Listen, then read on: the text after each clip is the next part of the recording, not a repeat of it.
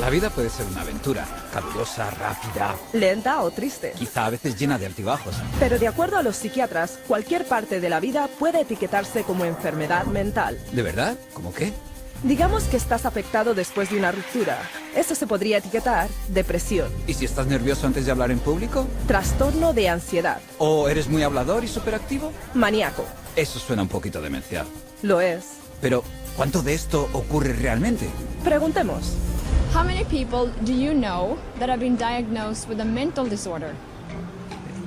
Diagnosed with a mental, God, off the top of my head, maybe one person that I know who's been diagnosed with a mental disorder. Probably just one. So, yeah, maybe 2 or 3 people, maybe in the 3 or 4 range. 4 or 5, maybe 5. 6 people in the household. 6, 7. 10. A dozen or so. About 20. How about 30? Would definitely be in the hundreds for sure. The total number of people that I know in my lifetime has been diagnosed with a mental disorder probably fall around the range of 100 to 150, and I'm 23 years old.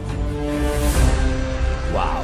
Pero, ¿de dónde salen todos estos trastornos? Del Manual Diagnóstico y Estadístico de los Trastornos Mentales. Tiene 943 páginas y abarca todo, desde depresión y ansiedad hasta tartamudeo, adicción al tabaco, aracnofobia, pesadillas, problemas con las matemáticas y hasta trastorno infantil. Todos ellos reinterpretados y muchos etiquetados falsamente como enfermedad del cerebro. Pero algunas personas sí tienen problemas serios en la vida. Por supuesto, pero los psiquiatras los reducen a algo mal con tu cerebro. A ver si lo entiendo. ¿Los psiquiatras tienen un libro con los problemas de la vida reinterpretados como trastornos mentales? Así es. ¡Wow! Entonces debe estar apoyado en una base muy científica. Eso es lo que creerías, pero no es así. Los psiquiatras en una de sus recientes convenciones lo admitieron. Escucha esto. DSM is made up by committees of men who have political opinion, and women too, who have biases and political opinions. And so there isn't nearly as much science in DSM as there ought to be. Like in the previous one, people had a meeting in the bathroom and they decided that something should be in there, and then they would go and propose it to the whole committee. You have this kind of lumping together of several observations, and when you get enough of them in one tent, you got a diagnosis. DSM system is not the real system of the diagnosis. A lot of the disorders that are in there haven't necessarily been rigorously validated. It's just the best tool that we have available, but it is not perfect. It's so useless that if you give me a patient and the DSM, I'll make at least 20 diagnoses on the same patient. You have to take it with a grain of salt anyway. It's actually getting more and more complicated. We're left with diagnosing things on the basis of checklists and questionnaires, which leaves us sort of out of, as you said, the rest of medicine because we don't have a biological test. Increíble. La carencia de ciencia en el DSM es de hecho un secreto a voces. Esto es lo que algunos profesionales dicen sobre ello. The DSM is a sham. It's been described as a house of cards. Why? Because the diagnoses are theoretical. They're not based on scientific measurements. It's sort of a shaky level built on another shaky level, built on another shaky level. It is flimsy and that it is easily collapsible under the scrutiny of critical thinking. If you just pull one little fragment of the reasoning aside and question it thoroughly, you'll find it doesn't stand up, and then that means that the whole organism collapses because you've got some wrong premises in there somewhere. In fact, they're all over the place. It is indeed a house of cards because it's predicated on not a solid structure. It is built to create an apparently legitimate edifice, which results in a diagnosis. But any serious inquiry will show it to be illegitimate.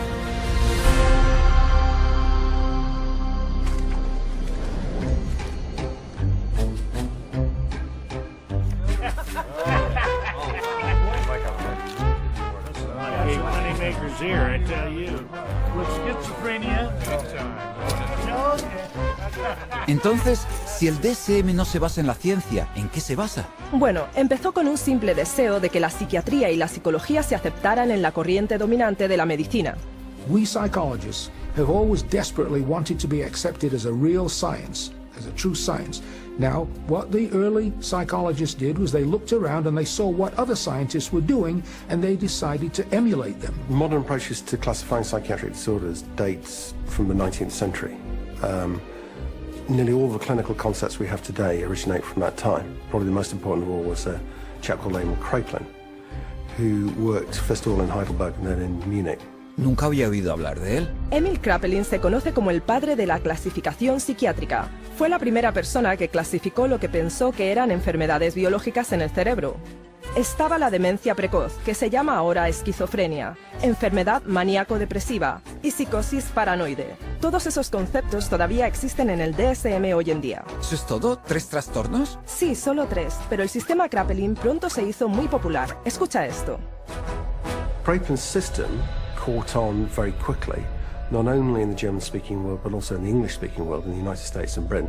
It caught on because up to that point, nobody had an agreed way of talking about patients. So in the early 1950s, there was compiled Diagnostic and Statistical Manual of Mental Disorders. Now, there are very few statistics in the book. Disorder is used essentially as a euphemism for illness. This is a book which catalogues mental illnesses for which no medical sign has ever been discovered. Este panfleto primitivo tenía 130 páginas y enumeraba 112 trastornos mentales. Pequeño comparado con el DSM actual, pero mucho más grande que cualquier cosa prevista por Kraepelin. ¿Por qué tantos? Porque al definir más y más de la vida como anormal, los psiquiatras podían poner sus manos en una cantidad enorme de dinero del gobierno. ¿Definir la vida? ¿Qué quieres decir? Bueno, cosas como retener el aliento, morderse las uñas, chuparse el dedo, sonambulismo, eficacia pobre, hasta la homosexualidad. Es ridículo. ¿Añadieron todos esos solo para tener gente a la que dar tratamiento? Y más. Luego la segunda versión DSM-2 llegó en 1968 y se expandió a 178 trastornos. Una vez más, para hacerse con todavía más dinero del seguro del gobierno. Para hacer esto internacionalmente, el DSM-2 se escribió para seguir la línea de la Clasificación Internacional de la Enfermedad, el ICD, un libro usado en Europa y en todo el mundo, que aparte de los diagnósticos psiquiátricos, enumera enfermedades médicas reales. Así que, esa es la forma en que los trastornos psiquiátricos fueron aceptados en la corriente dominante de la medicina. Fue un inicio, pero el DSM-2 no era científico, pues estaba muy influenciado no por tests clínicos, sino por las teorías del psicólogo austriaco Sigmund Freud. Entonces, debe de haber un montón de neurosis en ese libro, ¿verdad? Sí, pero no había ningún conocimiento en absoluto de qué las causaba, y ni siquiera buscaron una causa. Inclusion of the disorder in the classification does not require that there be knowledge about its etiology. So in other words, to make a diagnosis, you really don't need to bother with cause and effect. You don't need to know what causes the condition. Espera un momento. Si el DSM no te dice qué causa los trastornos mentales, ¿cómo los descubren los psiquiatras en primer lugar? La respuesta puede que te sorprenda. New diseases are being invented all the time, and I want to emphasize the word invented, because when it comes to psychiatry, mental illnesses are not discovered, they're invented. The way the system works in terms of diagnosis is that every few years a group of psychiatrists and psychologists sit around in a room and vote on new diagnoses. ¿Es esto ciencia? No puedo creerlo. No te preocupes, no eres el único. The diseases are voted on? What do you mean? Did you say are they voted into existence? Are voted? As in created. Oh, man. I think that's kind of ridiculous. It's crazy that you would vote. I definitely don't agree. I don't agree with it at all. Mental disorders should be based on scientific research. I have been led to believe that it's all based on medicine and science. So I'm kind of shocked to find that out. Yo también. Hay más, no solo se votan los trastornos mentales para incluirlos en el DSM, sino que de vez en cuando se vota para excluirlos. Por ejemplo, la homosexualidad, incluida en los DSMs 1 y 2 como enfermedad mental. Así es como el editor jefe del DSM-3, Robert Spitzer, lo explicaba. I came up with a definition in 1973 that made it possible to argue that homosexuality was not a mental disorder. On a vote, essentially, at a conference of the American Psychiatric Association, it was removed. Now, did they discover that homosexuality was not a disease through scientific processes? No. It was included for political reasons, and it was removed for political reasons. And the end result is a vote. It's a supposed democracy. So to call it science is a complete fabrication. Así que el DSM es de hecho político, no científico. Así es.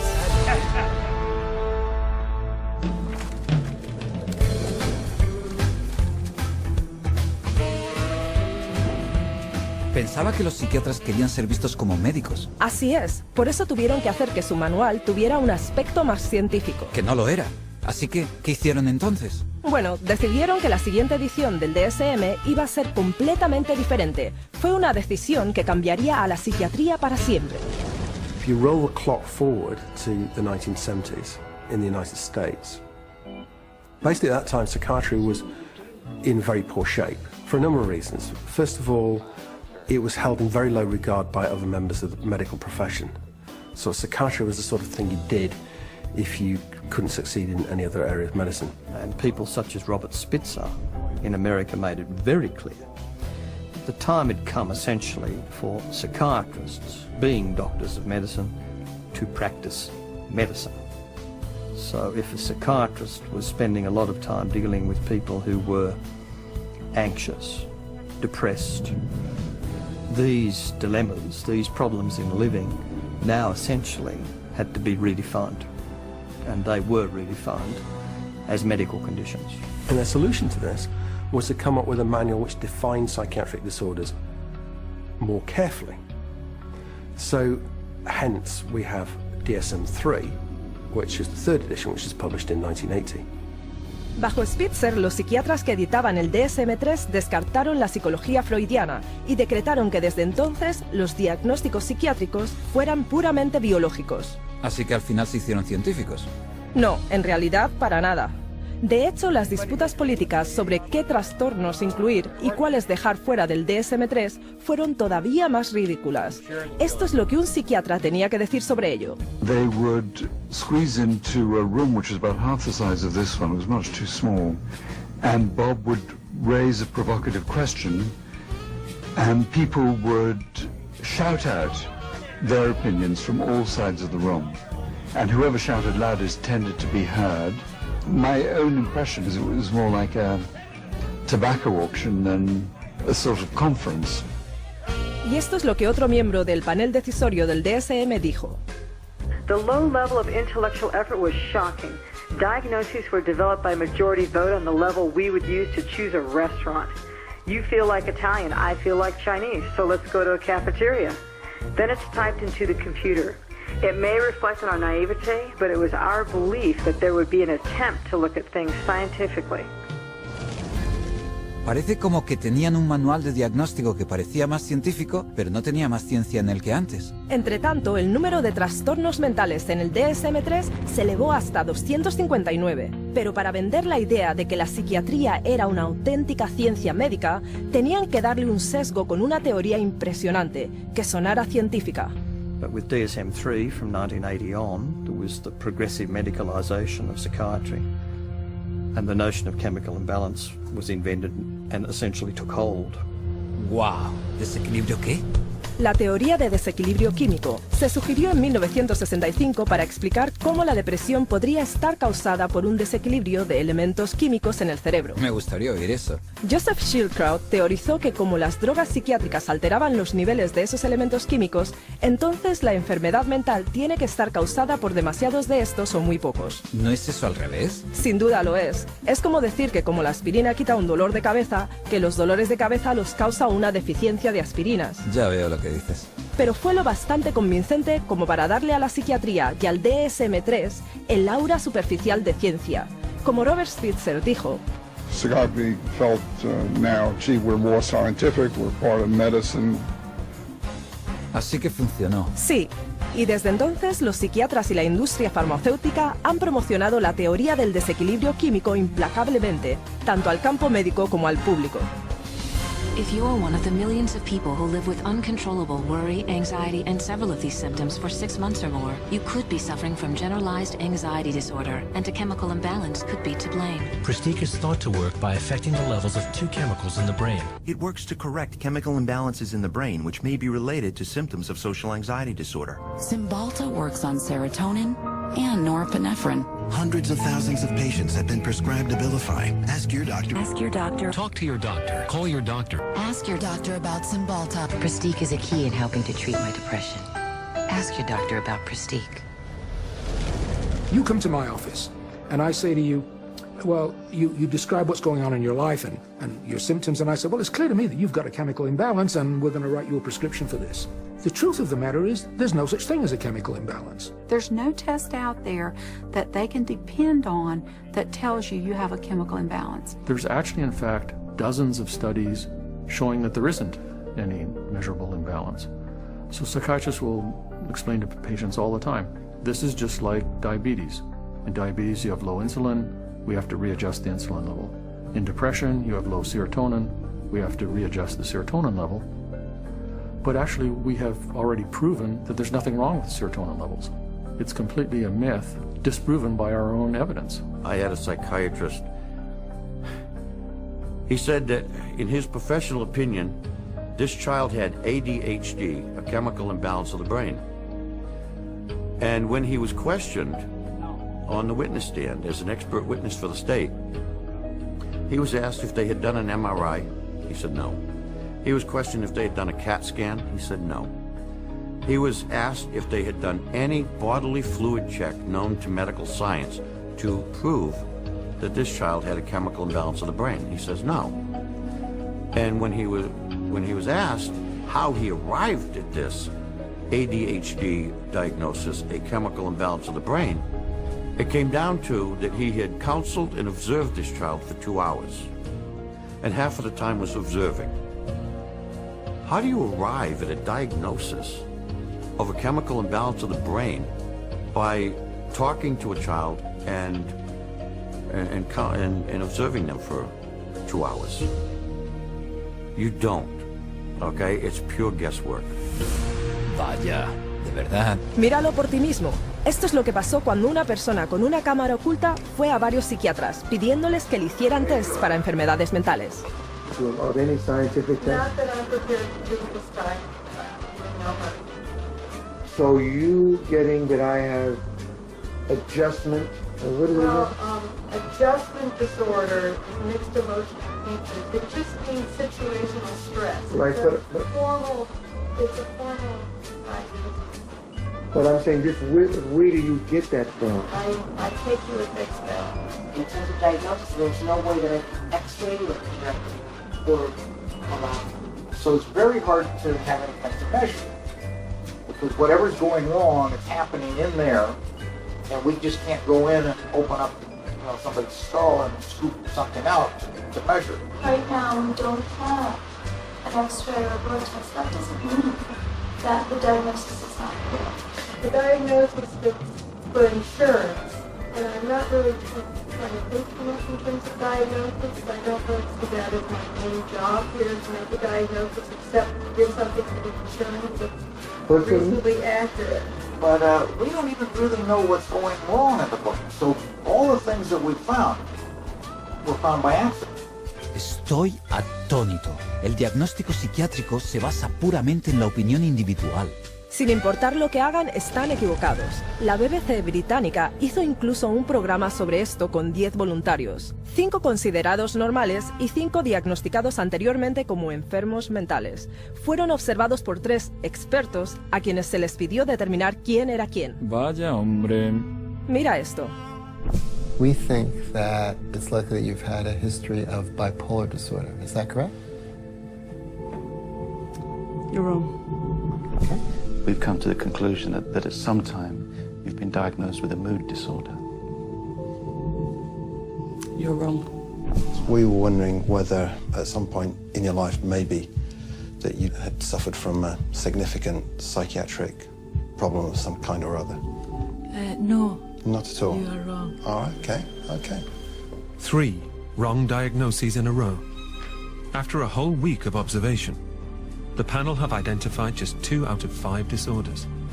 Pues vaya con la ciencia. Tú lo has dicho.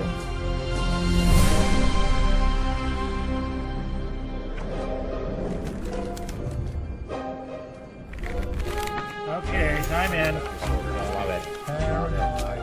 And I got a pair of compulsive disorders here. Una pregunta. ¿Cómo pueden los psiquiatras decir de sí mismos que se basan en pruebas cuando no tienen ninguna? Va todavía más lejos. No solo no tienen análisis que demuestren el trastorno mental con el que te etiquetan, ni siquiera pueden definir qué es un trastorno mental. No. Lo afirman incluso en el DSM. Mira esto. Although this manual provides a classification of mental disorders, it must be admitted that no definition adequately specifies precise boundaries for the concept of mental disorder. There you go. Increíble. Pero los psiquiatras no habían terminado todavía. 14 años después del DSM-3 publicaron el DSM-4 y su editor en jefe ha sido más directo todavía sobre el término trastorno mental. There is no definition of a mental disorder. It's bullshit. I mean, you just can't define it. Así que, aunque admitieron que no podían definir lo que era un trastorno mental, un término que ellos usan en su propio manual, añadieron más trastornos. Un montón más, 115 para ser exactos, para un total final de 374. Eso es más de 3 veces la cifra de trastornos enumerada en el DSM-1. Y eso solo en 40 años, y este libro pesa más de 2 kilos. Es más grande que el listín de teléfonos. Es el catálogo del comprador de enfermedades mentales, y con él 120 millones de personas en todo el mundo han sido diagnosticadas con enfermedades mentales. ¡Wow! Pero, ¿qué pasa con la clasificación internacional de enfermedades?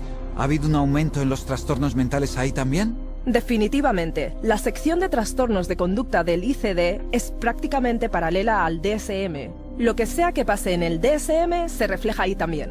Vale, bueno. Hasta ahora he visto que no hay tests para identificar o confirmar un diagnóstico mental. No hay pruebas de la teoría del desequilibrio químico y ni siquiera saben lo que es un trastorno mental. Y lo admiten, por lo menos entre sí. Este es un psiquiatra prominente hablando en una convención reciente de la APA. You're sitting in your office, you see a depressed patient, you have no idea what's the matter with them. And I know all of you think you know the answer, but in terms of evidence, I don't know the answer and I don't think any of us really know. Eso es increíble. Y sin embargo te darán un diagnóstico muy rápido de todas formas. Este es otro psiquiatra influyente en el mismo congreso. Jim Burley at the Maudsley Hospital did a study once on how long it took people to make up their mind about the diagnosis after they entered a room, and it was about, how many, David? It was 2 seconds? It was a couple of minutes. It was very... ¿Un par de minutos? Sí. Por supuesto, incluso el entonces presidente electo de la Asociación Psiquiátrica Americana consta que dijo que el DSM es prácticamente una farsa. Well, what does D stand for? I used to think it is diagnostic, but over the last few years realized it is more like a dartboard. ¿Diana de dardos? ¿Le dicen los psiquiatras a sus pacientes alguna de estas cosas? No, de hecho, los psiquiatras actúan como que saben de lo que están hablando, mientras mantienen al público a oscuras. I was sent to a psychiatrist who saw me again for maybe about 15 minutes, talked to me how I was doing at 7 years old, and I left with a prescription for Ritalin. Probably within the first 15 minutes, he diagnosed me with having an anxiety disorder and put me on prescription medication. The amount of time it took for the diagnosis was, I'd say, probably within 10 minutes I was diagnosed with anxiety, with depression, within 10 minutes of speaking to the psychiatrist, and I was put on those drugs immediately. I received numerous different diagnoses from different doctors, and each one gave me a different drug. I didn't have to undergo any tests. I didn't even have to sit there and I didn't have to ask any questions. It was just that's what you've got, and this is the drug. They really didn't talk to me. They were always talking and questioning my mother. It was all about getting the information from her and not from me. It doesn't make sense to me. I researched it, I've done my research, and I still can't fully understand how you can diagnose somebody with a short attention span. There was never an explanation. Nobody really knew what it was or why it was caused or how did you get it, why did anybody have it, and what could anybody do about it. Just here, have some medicine and go away. And I was put on, a horse's dose of an antidepressant called Effexor, 450 milligrams a day. They say if you're on 300, you're comatose. It wasn't always Ritalin. It went from Ritalin to Wellbutrin to Concerta to Adderall. I remember asking these doctors, is there any other way we can do this? Is there any other therapy? Is there something we can do that won't make me feel so badly, that won't give me all these side effects and just horrible sensations to my body 24 hours a day? Is there something else I can do that might be not having to do with medications? Doctor said, no. See, what you have is very complex. You have a chemical imbalance in your brain that the only thing that can correct it is medication. Wow, montones de diagnósticos, pero todo lo que parece recibir son medicinas. Así es. Hoy un diagnóstico psiquiátrico significa realmente una droga psiquiátrica. The whole question then becomes, okay, if we apply these labels, what next? And the what next tends to be, you get a prescription. And the prescription is for a drug that doesn't work very well and is toxic. It's like a 1-2 punch. The number one of the 1-2 punch is the diagnostic manual. You've got all these disorders to choose from. The two is the treatment.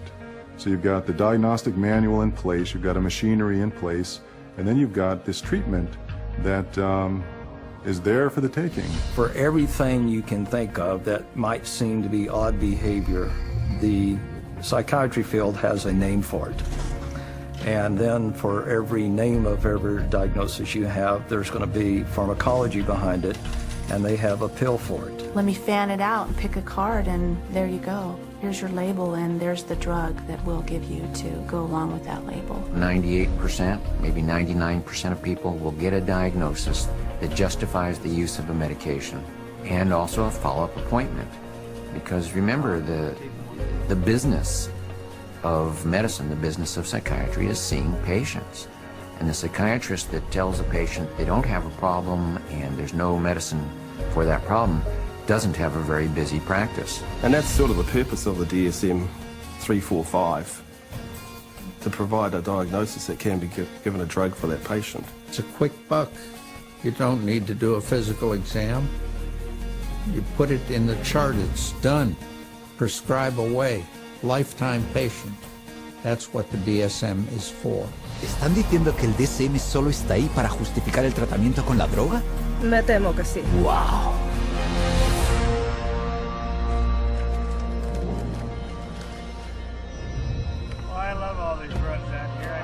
Así que si el tratamiento primario de la psiquiatría es drogar, se tiene que estar haciendo un montón de recetas ahí fuera. Por supuesto. ¿Sabías que se escriben más de 600 millones de recetas para medicación psiquiátrica cada año? Uf.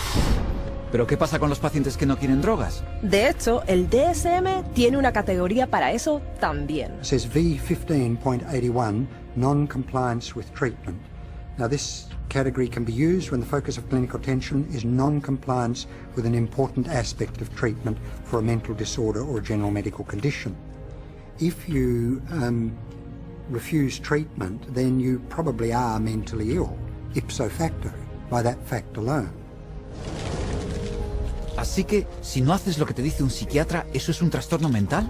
Así es. Eso desde luego da miedo.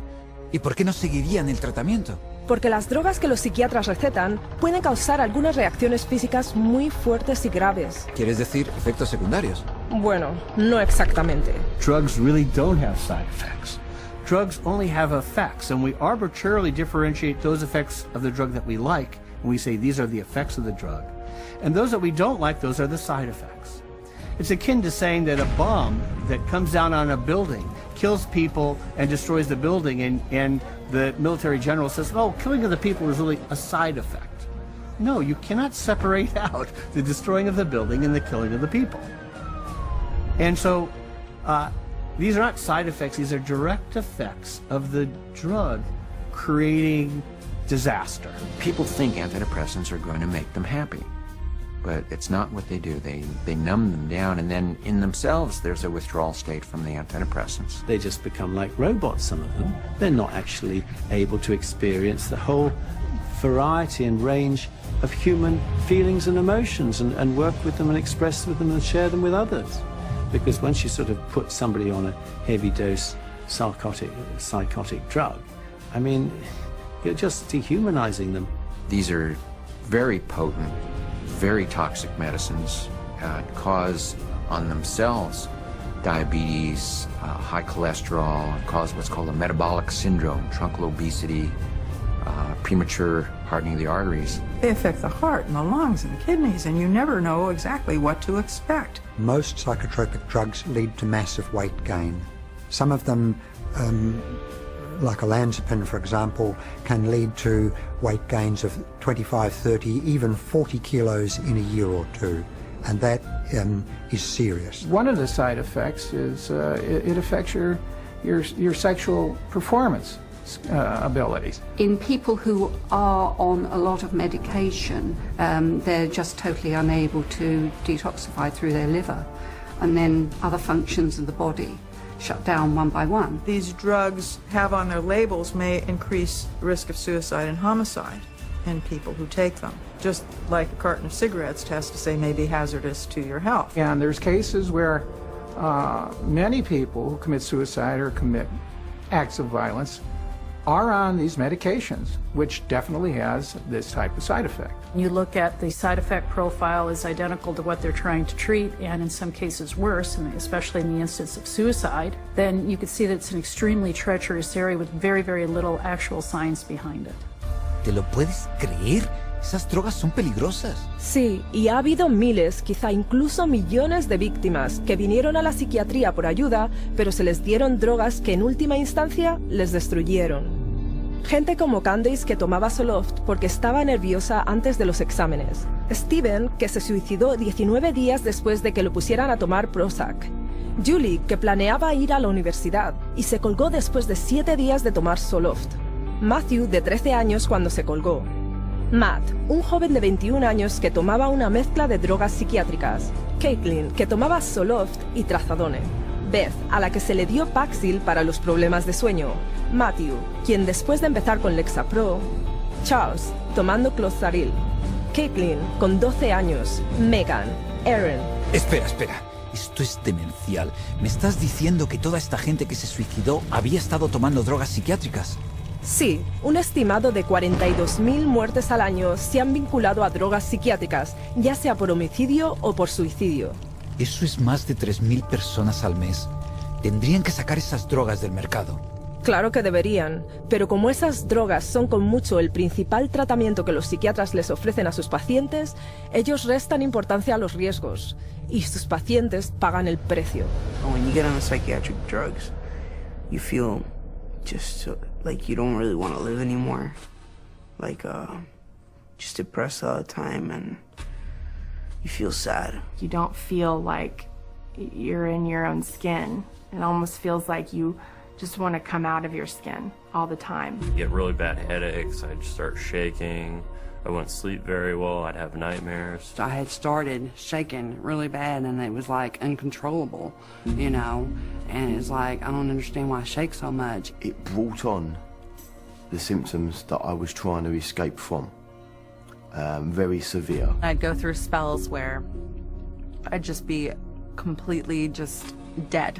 There would not be me there. I'd just be standing there and there would be nothing. I think we all have emotions, happy, sad, you know, situational emotions in life, and it didn't allow me to experience them. You don't experience tears, you don't experience a lot of laughter. It just makes life real flatline. I described to a friend of mine as like waking up in a manila folder and it's a cloudy day.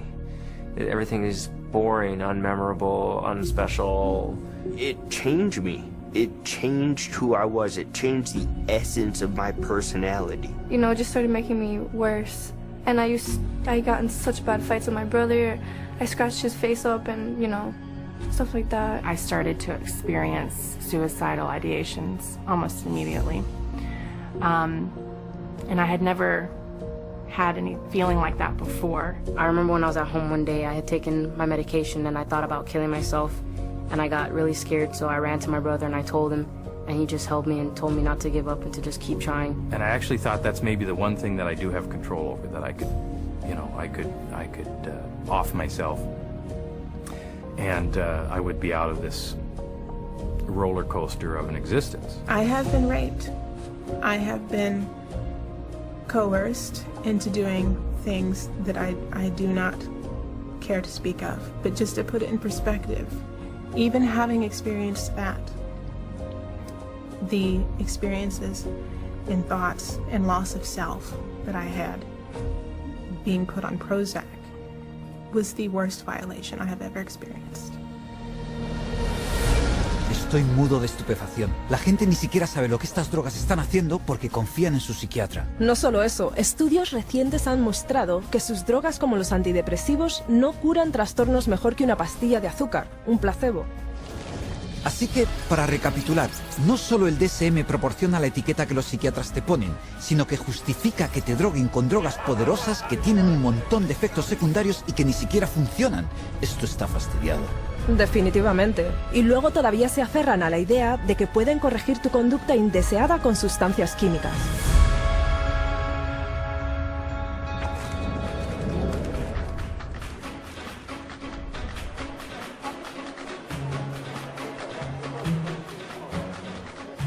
Naturalmente, la psiquiatría tiene un atractivo para la industria farmacéutica, pues ahora pueden comercializar y vender drogas para cada trastorno nombrado en el DSM. Conozco esas campañas de marketing, están en todas partes. Sí, pero si te das cuenta, también le hacen marketing al trastorno. Las empresas de fármacos anuncian los trastornos del DSM en publicaciones, televisión e internet, instándoles a hablar con su médico.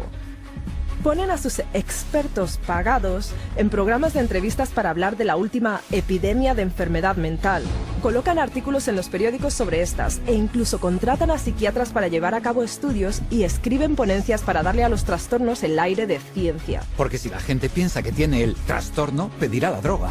Exacto. The pharmaceutical industry markets disorders. Because if you can market a disorder, then you've got something to sell your product to treat. So people will suddenly come to think of things they previously didn't regard as a disease state as a disease, go to the doctor, see the psychiatrist then prescribes the drug that the drug companies have received FDA approval for, and everyone is happy except for the patient. They're all working together, the psychiatrists, the pharmaceuticals, and one feeds the other. So again, job security for the pharmaceuticals and also job security for the psychiatrists. Y no son solo las empresas de fármacos las que fomentan estas enfermedades. Un psiquiatra, Joseph Biederman, creó y popularizó un trastorno llamado bipolar pediátrico. De hecho, dijo que podía empezar desde el momento en que el niño abre los ojos. Bipolar, como en los cambios de estado de ánimo, para los niños. Por desgracia, sí. En solo 9 años, el Dr. Biederman alimentó un auge que multiplicó por 40 la cifra de niños etiquetados como bipolares, a la mayoría de los cuales se les recetó poderosas drogas antipsicóticas ideadas solo para los enfermos mentales más serios. No tenía ni idea. El psiquiatra que editaba el DSM-4 admitió la influencia del DSM en la moda del bipolar infantil. Well, we learned some very, very painful lessons in doing DSM-4, but inadvertently, I think we helped to trigger 3 false epidemics. One for the childhood diagnosis of bipolar disorder. Demasiado tarde ahora, ¿no? Para muchos niños, sí. Y como los psiquiatras afirman que trastornos mentales como el bipolar no se pueden curar, los psiquiatras y las empresas de fármacos han creado clientes de por vida. Así que es una asociación natural. Faltaría más. Las empresas de fármacos proporcionan montones de dinero de investigación para los psiquiatras, que salen con más diagnósticos que tratar con drogas. Drug companies have become increasingly dependent on mental illness diagnoses in order to maintain their profit margins. And psychiatrists and increasingly clinical psychologists are more than happy to manufacture mental illness in order to make that happen. Hence, the increase in size of the Diagnostic and Statistical Manual of Mental Disorders. The strategy is how many people we can diagnose with a particular label that would be broad enough to include a ton of people in it. And the mentality behind that is the sale of the pharmaceutical drug, which eventually becomes the treatment. These drug companies are making a lot of money, and they're spilling that money and sending that money to people that will help support their cause. So it's not a surprise at all that they have infiltrated so many of the committees within the DSM and so much of our own medical education. Espera un momento. ¿Las empresas de fármacos se han infiltrado en los comités de psiquiatras que deciden qué trastorno poner en el siguiente DSM? En el DSM-4, el 56% de los miembros del comité tenían vínculos financieros con las empresas farmacéuticas, la misma industria que iba a beneficiarse de las 115 enfermedades mentales diagnosticables que se aceptaron por votación. Así que, claro, vemos más diagnósticos que se tratarán con drogas. Y muchos más síntomas enumerados para cada trastorno. The whole world is being made crazy, really. And we have these proliferation of categories which have become more and more encompassing, encroaching in ordinary everyday life. There isn't a human being on the planet who doesn't have at some point, if not several points, in a day or a week, distress. It's part of being human. But to say that because you have this distress, that you now are diseased. If you take a god man in India who wanders around with a shawl and meditates for 17 hours a day, drinks rainwater and engages in some kind of spiritual or religious discipline or practice where he might roll on the ground for 100 miles to a holy place, people there don't persecute those individuals. They accept them as people engaged in religious practices. But here, if you took those same individuals in India and you had them walk across a campus in America, they would immediately be arrested and put into a psychiatric facility because they're manifesting psychosis. This varies by culture. What do we want to straitjacket everybody? Is everyone going to be the same? What about people that do have a little bit odd behavior? Is a little odd behavior bad or dangerous? It's just different. You want this thing to cover, all manner of aberrant human behavior. So if you can cover every bit of it, then you're going to have the best chance possible to a billable unit of service. Y por cierto, en caso de que no puedas ser incluido en cualquiera de sus categorías, hay una más que se te puede asignar. Naturalmente. This is number 301.9. 312.9. 292.9. Bipolar disorder, not otherwise specified. Gender identity disorder, not otherwise specified. Disorder of infancy, childhood, or adolescence, not otherwise specified. Not otherwise specified. What the hell does that say? They don't know. It's kind of like a catch-all. It's the garbage can for the leftovers. There's even a box for people that don't fit in the other boxes. To me, it's insane. This is like rubbish to me. This is scary to me. This is hackery, quackery, dockery. Es una ciencia bastante pobre si tus categorías son tan flojas que necesitas una categoría de misceláneo para recoger los cabos sueltos. Sí, como TDAH por lo demás no especificado, trastorno alimenticio por lo demás no especificado, trastornos del estado de ánimo por lo demás no especificados. You can always use the NOS, the not otherwise specified diagnosis, and that's a billable service. Not otherwise specified means that you're sort of at sea to some extent on the exact diagnosis, meaning it doesn't fit into any of the categories you established. Unspecified mental disorder. You see, that's considered a disorder. Having nothing wrong with you is now a disorder. That's what this says. Can you believe it? No puedo creerlo. ¿Hay una categoría llamada trastorno mental no especificado? Como en no te lo describimos.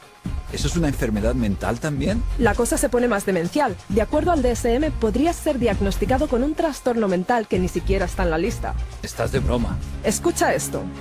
These diagnostic criteria and the DSM-4 classification of mental disorders reflect a consensus of current formulations of evolving knowledge in our field. They do not encompass, however, all the conditions for which people may be treated or that may be appropriate topics for research efforts.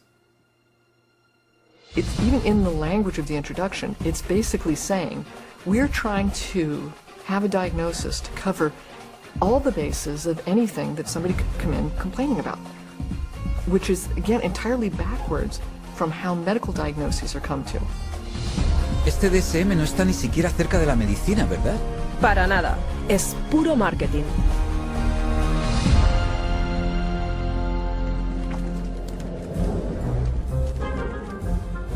God bless the insurance company. You get these multiple personalities. Insurance company. Insurance billing, that's the big money right there. Hay algo que todavía me fastidia. Si el tratamiento psiquiátrico es tan largo, tan caro e ineficaz. Ya lo sé. ¿Quién estaría dispuesto a gastar esas cifras exorbitantes de dinero para tratamiento psiquiátrico que se alarga durante años y a menudo toda una vida mientras proporciona resultados pésimos? Exactamente. ¿Quién paga por todo esto? Principalmente el gobierno y las aseguradoras privadas de salud. Claro, las aseguradoras. De hecho, el grupo de presión psicofarmacéutico ha sido muy eficaz para que se pasaran leyes que obligan a las empresas aseguradoras a proporcionar seguro de salud mental igual al seguro médico regular. A eso se le llama paridad de salud mental, ¿verdad? Así es, pero económicamente esto ha sido una catástrofe. So there's nobody who walks into a psychiatrist's office that isn't going to go out with a label. He's got 374 choices or so based on the Diagnostic and Statistical Manual list of symptoms. So he's got to fit you into one of those categories in order to get paid. The DSM really should be called, how to bill the insurance companies, how to get money from the insurance companies. It's a list of codes, and there's a number for everything, and that number goes on an insurance form, and then you get payment for it. The DSM is completely built into the system now because you can't get reimbursed by an insurance company unless there's a DSM diagnosis. You know, a kid wets the bed, you can bill on that. They're going to have one called a skin picking disorder. You pick your skin, you can diagnose and bill on that. You know, you can always find a diagnosis and you'll always be able to bill. Psychiatrist or psychologist can go through their book now and find a diagnosis code for just about anything. Everybody would fall into something that they could put a diagnosis on and fraud insurance companies. Vaya chanchullo. Así es, cada año la industria psiquiátrica usa el DSM para amasar $100.000 millones del gobierno de Estados Unidos y de aseguradoras privadas. Y eso es solo un país. Estoy empezando a darme cuenta de lo mucho que el DSM ha elevado los costes generales del tratamiento médico. Lo sé. El promedio de la facturación de seguros de los psiquiatras es el doble de la del tratamiento médico general. Y eso eleva lo que yo tengo que pagar para el seguro. Así es, y eso desperdicia impuestos también.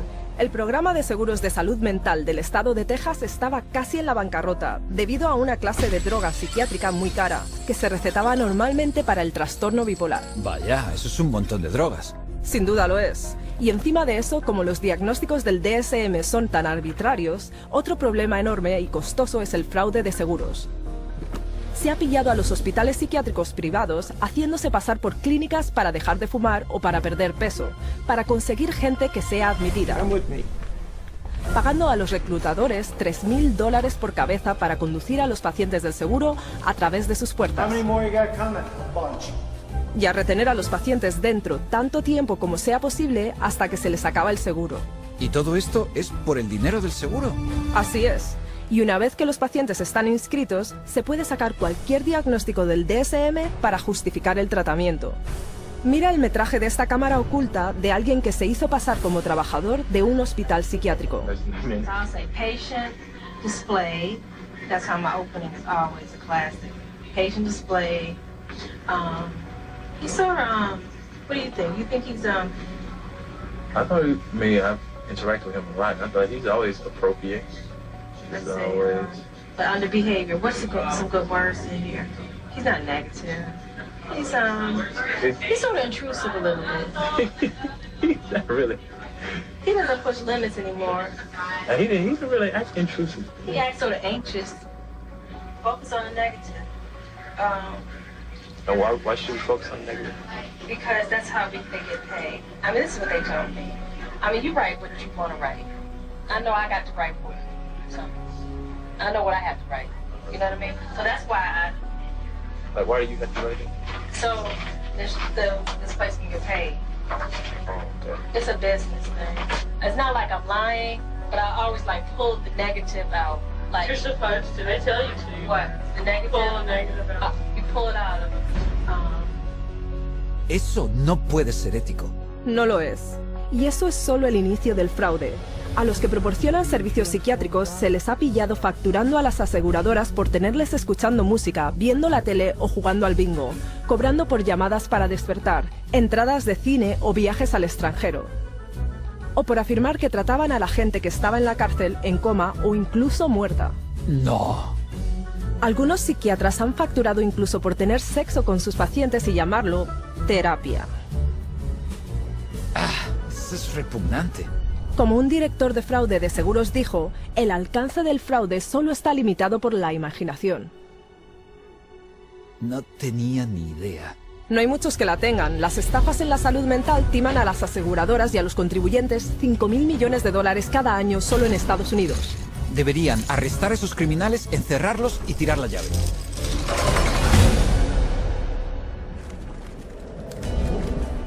It's the Diagnostic and Statistical Manual of Mental Disorders, the third edition. He mencionado que la psiquiatría ha tenido también mucho éxito usando el DSM para infiltrar nuestro sistema de justicia. ¿Los tribunales también? Sí. The clinical diagnosis of a DSM-4 mental disorder is not sufficient to establish the existence for legal purposes of a mental disorder. That's a very interesting point. Basically, what the authors are saying here is that the material in the DSM has no utility in the courtroom in deciding guilt or innocence. It should not be used in courtrooms as part of the legal process. Espera un momento. ¿No declaraba el DSM que no puede usarse para establecer la existencia de un trastorno mental en un tribunal de justicia? Precisamente.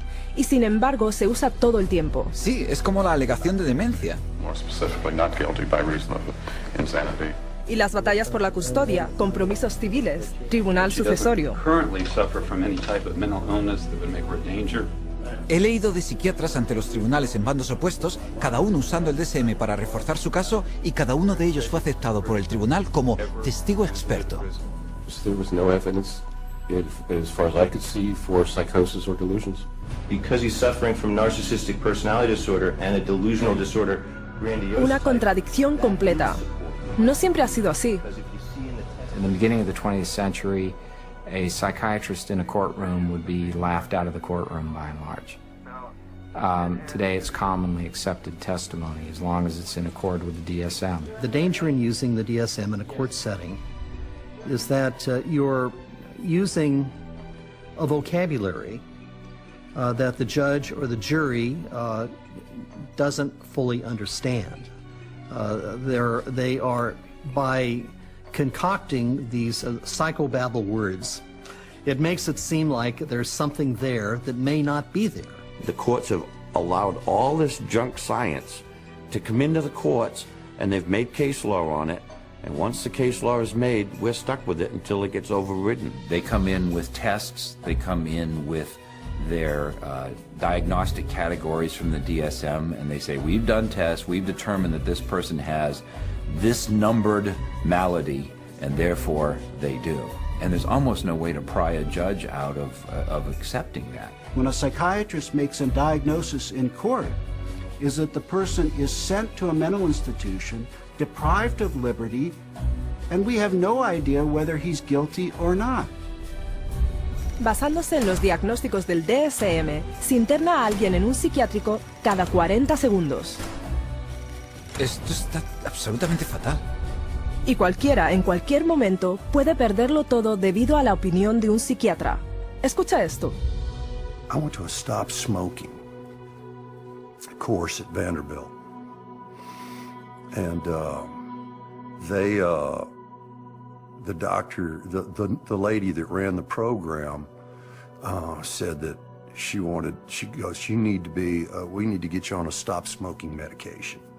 So she prescribed me Zyban. Well, after the fact, I find out that Zyban is nothing but this really powerful antidepressant called Wellbutrin. Yeah, I stopped smoking, but I had no idea the hell. I mean, the hell. The hell's gates were being opened when I started taking Zyban. I had been clean and sober for 18 years. You know, just never considered that. But something about that, I started experiencing the craving to drink again, and my life fell apart. Divorce, relapse. So then a sibling of mine got wind of my relapse, wanted to gain control of my pocketbook and my life. and found the dirtiest lawyer in town who knew, you know, one of the dirty psychiatrists, and bought and paid for an evaluation, had a hearing in a court before I was ever served notice. And the next thing I know, every right that a human being can possibly have was taken from me. And you have less rights as a conserved person than you do as a criminal. I mean, you are stripped of every right. You can't enter into a contract. You cannot marry. You cannot sue. You cannot even fight the legal system that has involuntarily put you in this. And it was all based on the psychiatrist's diagnosis, who never evaluated me. Eso es increíble. Estaba intentando dejar de fumar, pero en vez de eso recibió un diagnóstico psiquiátrico y le arrebataron sus derechos. Le han quitado todo su dinero también, por no mencionar que estuvo encarcelado en una institución psiquiátrica. Pero si piensas que lo que los psiquiatras le hacen a los individuos en nuestro sistema judicial es malo, espera cuando veas lo que le hacen a las familias. Children are taken away from parents every day in these juvenile courts because a person with a PhD or an MD after their name comes in and says, I've shown ink blots to a person, and they may be a risk to a child. Just in my little state of Massachusetts here, there are 11,000 children in captivity, taken away from families at any one moment. And almost all of those children are being drugged. And our own commissioner of children and families testified under oath that they drug 88% of the children that they take out of the families. 88% drogados, eso es prácticamente algo que se da por descontado. Y eso es solo la punta del iceberg. Por todo el mundo, los psiquiatras usan los tribunales en una serie de formas para arrebatarle los derechos a la gente y destruir familias. Solo mira. Psychiatry has affected my family through the family law court rulings. The family law court has a court-appointed child psychiatrist who, it appears, determines the future of the child. It's just like a business in the court system that they forced you to undergo all of these psychological evaluations, and you have to pay thousands of dollars, but at the end of the day, it has been supported by no evidence, nothing. They'd said to me, Deb, you have a choice. Either you bring your son to get medicated, or we'll take your child away from you and put him in a home that they'll medicate your child.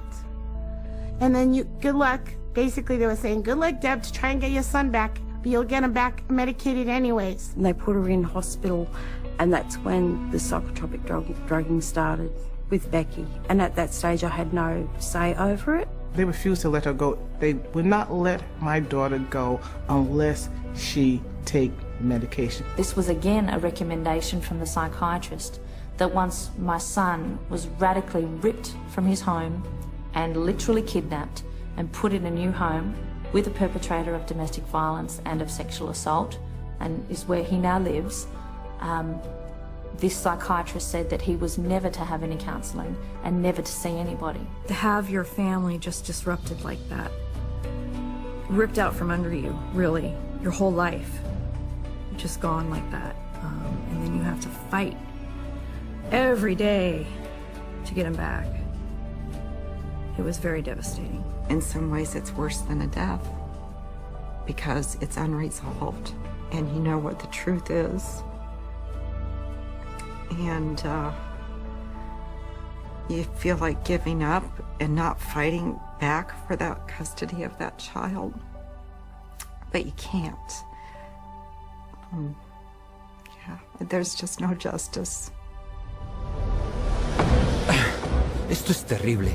¿Están destrozando familias basándose en diagnósticos arbitrarios en los tribunales? Exactamente. So it's unfortunate that the courts have bought into the DSM. It's unfortunate that the whole psychiatric profession is wedded to the DSM. It's unfortunate that the psychiatric profession is in bed with the drug industry, and it's unfortunate that drugs that don't work are the common prescribed drugs for all manner of conditions in children and in adults. It's the wrong way to go.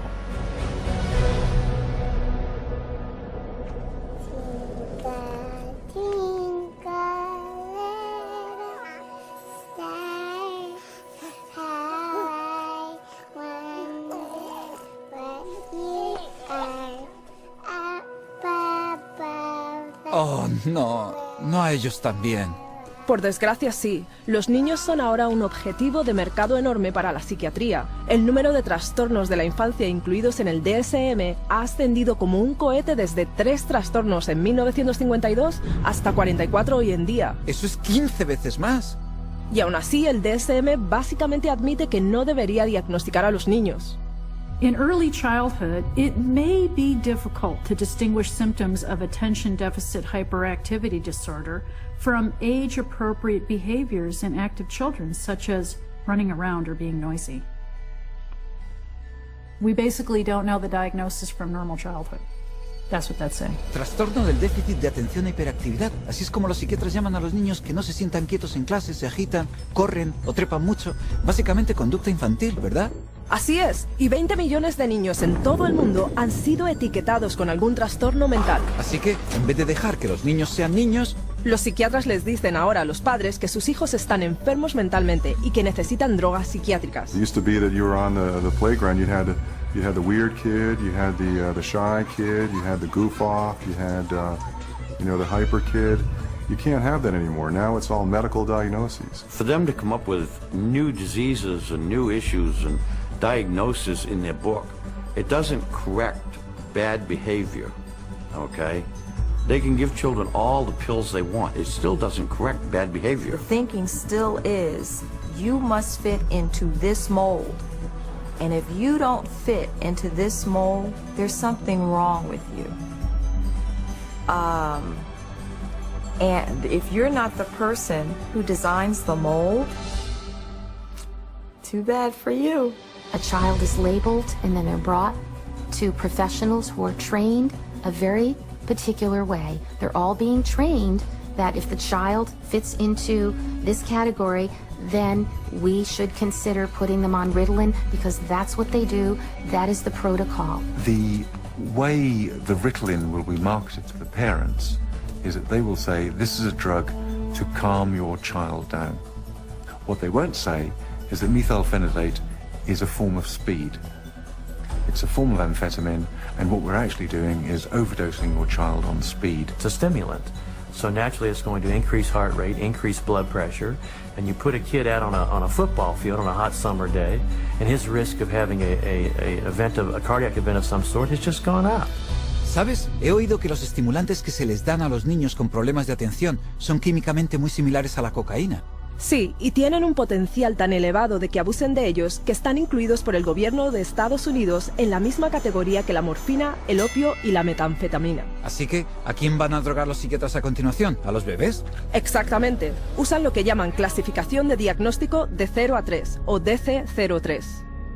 Es como un mini DSM para bebés y niños que empiezan a caminar. Escucha esto. We already targeted our school children with ADHD and bipolar. That's already done. That was done 20 years ago. And we're moving younger with DC-03 to the 0 to 3 age group where they're trying to make popular the idea that it's okay to medicate 0 to 3-year-olds. The idea of a program to determine whether a child from birth to the age of 3 has a mental illness is so preposterous, so absolutely insane, that it's simply an additional part of the insanity that is now extant throughout this country. I cannot think of a program that is more insane than that. How are they going to diagnose a 1-year-old or an infant with a psychological disorder? How do they know? You almost have to ask ourselves if our societies become sick. What are we doing to our fetuses, our infants, our children that would make us need to have psychiatric medications? We're rolling dice with life. We're rolling dice with our children who can't even discuss it with anybody. They have no control. They are the helpless victims. And the ones who are supposed to protect them and care aren't armed with the facts. Si los padres supieran todo esto, estarían furiosos. Ya lo creo, pero cuidado, porque el DSM dice también que podrías contagiarte de la enfermedad psiquiátrica de tus niños. No puedes decir eso en serio. está en el DSM.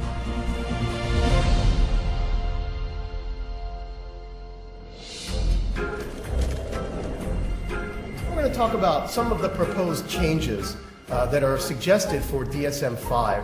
He oído que el DSM-5 es incluso más demencial que el DSM-4. Así es. You've got 374 named diagnoses in DSM. Well, guess what? There's going to be more in DSM-5. Why do we all of a sudden need a fifth DSM-5? Psychiatry wanted to broaden the horizons of mental health problems, of disorders. They wanted to stretch the disorders so it would encompass more.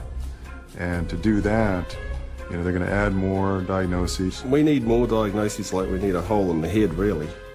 They're not serving a purpose for mankind, all these diagnoses. They're almost laughable, some of the diagnoses. ¿Irrisorios, de verdad? Bueno, están hablando del trastorno de acumulación si no te deshaces de suficientes cosas. Persistent difficulty discarding or parting with personal possessions. Trastorno alimentario compulsivo si comes demasiado a menudo. Recurrent episodes of binge eating. Oh, y está el trastorno de rascado cutáneo.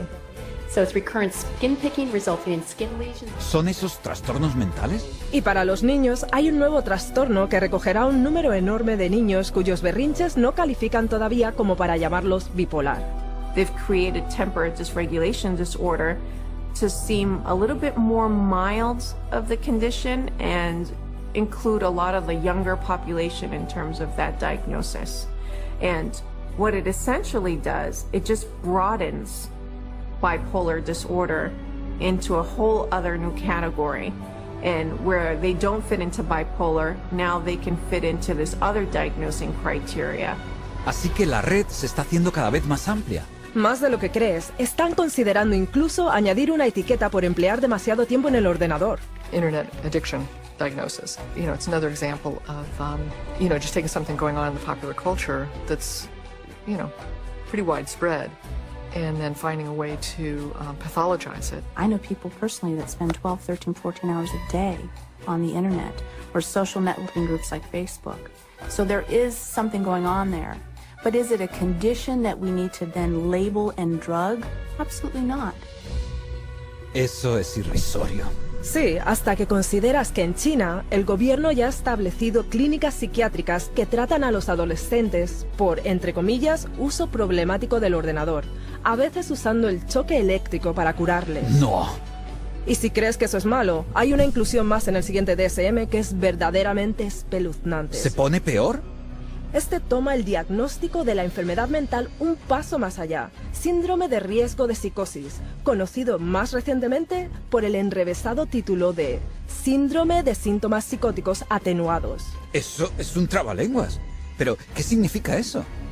A really scary thing that's coming on the horizon is to come up with a whole bunch of diagnoses in there that are looking at people who currently are mentally well-adjusted but have a risk of developing a mental illness in the future. They're still thinking they can define well before the symptoms develop the risk of a person developing a major mental disorder without any biochemical, biological or genetic test or any physical test whatsoever. They don't know the cause of a mental illness. They can't treat it, they can't cure it. So how can they launch a preventative campaign for mental illness? It just logically, it falters. Espera un momento. ¿Creen los psiquiatras realmente que pueden predecir un trastorno en algún momento en el futuro? Escuchemos lo que dicen. How can psychiatrists know if you're going to have a mental disorder in the future? Again, that we don't know categorically who will develop psychiatric illness in the future. It's really hard to say, actually.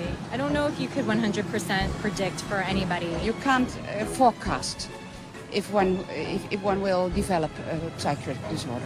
Maybe not, or maybe yes. It's hard to predict. It's hard to predict. There's no way to predict that. Well, I don't think that nobody knows that. There's no way to tell. Nobody knows? I don't think anyone can know what's going to happen in the future. Obviamente no tienen ni idea. Sí, pero a pesar de esto ya están proponiendo hacerles test a los niños para enfermedades mentales futuras. De forma que las puedan tratar ahora. Claro. I would hate to see us go into the type of society where people are locked up for what they may do in the future rather than what they actually have done. Identifying people who are pre-psychotic would be a huge industry. Wow, eso es verdaderamente aterrador. Y lo que es una locura es que los psiquiatras siguen adelante con el DSM-5 cuando algunos de sus más influyentes miembros admiten abiertamente que no sirve absolutamente para nada. Any comment on DSM-5? It's of no use to us in the rest of the world. Incluso el psiquiatra encargado del Instituto Nacional de Salud Mental de Estados Unidos es menos que entusiasta al respecto. I don't do DSM. I'm not involved. So, and that maybe tells you more than anything. NIMH is not involved with DSM. Así que el hombre en la cima de la mayor organización psiquiátrica mundial no quiere saber nada del DSM. Eso es lo que parece.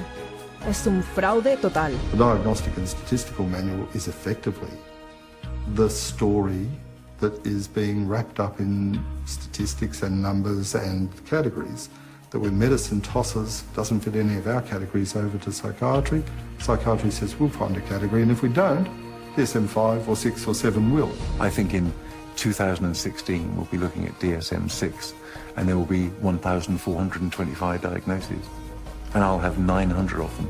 Eso es una locura. Sí, pero todo está diseñado para encajar a más y más personas bajo la cobertura del diagnóstico de la psiquiatría. De forma que puedan hacer caja incluso con más conducta normal. Ahí lo tienes.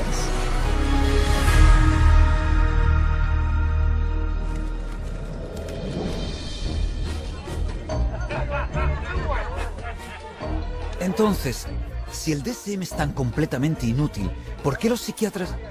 Oh, ya entiendo. Se trata solo de dinero, ¿no? Con la psiquiatría se trata siempre de dinero.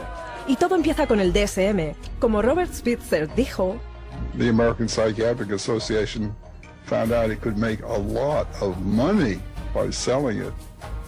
They've made a tremendous amount of money. Every time they revise the DSM system, the American Psychiatric Association makes a hell of a lot of money. ¿Una tremenda cantidad de dinero? ¿De qué cantidades estamos hablando? $6.500.000 en ventas al año. ¡Uf! Pero no es solo la venta del DSM lo que amasa los beneficios. Los psiquiatras y las empresas farmacéuticas hacen dinero cada vez que lo usan para diagnosticar a alguien. You create disorders so that you can treat it with a drug. It's the ultimate money-making machine. How many people can we drug? How many labels can we put out there? How many people can we herd into these labels and feed them a drug so we can get richer, make more money? There's an inherent conflict of interest, and that conflict of interest is driven by the desire to make money. More money, more money, more money than one should expect. Huge money in the psychopharm business. If you really did the research on these diagnoses, see that 90% of them or more don't exist. They're not valid. Then that's all of a sudden, all that reimbursement from the insurance companies disappears. So we have to cut the money cord, as well as cutting the DSM cord if we're ever going to really succeed, stopping this juggernaut from continuing. And once again, it's follow the money, and you'll get your answer every time. Esto me ha abierto bien los ojos. Vamos a ver. No hay análisis de laboratorio para el así llamado trastorno mental, que los psiquiatras ni siquiera pueden describir en su propio manual. La teoría del desequilibrio químico es totalmente falaz, y aún así las drogas psiquiátricas que supuestamente equilibran las sustancias químicas de tu cerebro se recetan a la gente de todas las edades. Sí, nada menos que $84.000 millones al año, añadiendo un aumento general de $10.000 millones por primas del seguro de salud solo en Estados Unidos. Y lo estamos pagando todos a través de los impuestos del gobierno y facturas del seguro cada vez más altas. Así es, toda la industria psiquiátrica usa el DSM para embolsarse $330.000 millones al año. Eso es casi un tercio de $1 billón. Y sigue aumentando. Está descontrolado. Well, the whole system is now a runaway train, but the DSM is the locomotive. And if you took the locomotive off, eventually the train would stop, because there'd be nothing more pulling it. We're losing the concept of health. Everybody is sick and everybody's got a condition and everybody needs drugs. You're going to end up with a whole society that's going to basically have to be led around by the hand. But who's going to lead them around? Because they're drugging so many of them. In psychiatry, you know in your heart of hearts that you're not really diagnosing. You know in your heart of hearts that you can't really treat what you think might be wrong. And you also know that most of what you're dealing with in the DSM is unprovable and unreliable, not a predictable indicator. So what do you have then? Buena pregunta. Supongo que no tienen nada. Y se le está haciendo daño a la gente. Sí. You're very lucky to go through psychiatry and survive. It really is as simple as that. Only when enough people rip the veneer away and show that it's just nothing more than a Hollywood set is it ever going to fall down. It would be good if all the medical professionals who are really practicing medicine and really trying to help people and based on scientific fact and what they can best do to improve the lives of others, if they would recognize, just be able to look at this fact. It's hard to look at it, but look at this fact and be ethical and be honest and clean up the profession by getting rid of this fraudulent part of it. Psychiatry. Yo no lo habría dicho mejor. Es así de obvio. Tenemos que deshacernos del DSM. Es terrible para la sociedad. Lo sé, a pesar de su base increíblemente inestable, el manual diagnóstico y estadístico ha impactado literalmente cada parte de nuestro mundo. Nuestras escuelas, nuestros gobiernos... Nuestros sistemas judiciales. ¿Y qué hay de los medios de comunicación y el ejército? Esos también. Básicamente toda nuestra sociedad. Y todo ello sin ni una sola persona curada. El DSM es realmente más que solo un castillo de naipes. El manual de diagnóstico y estadístico es el timo psiquiátrico más mortal.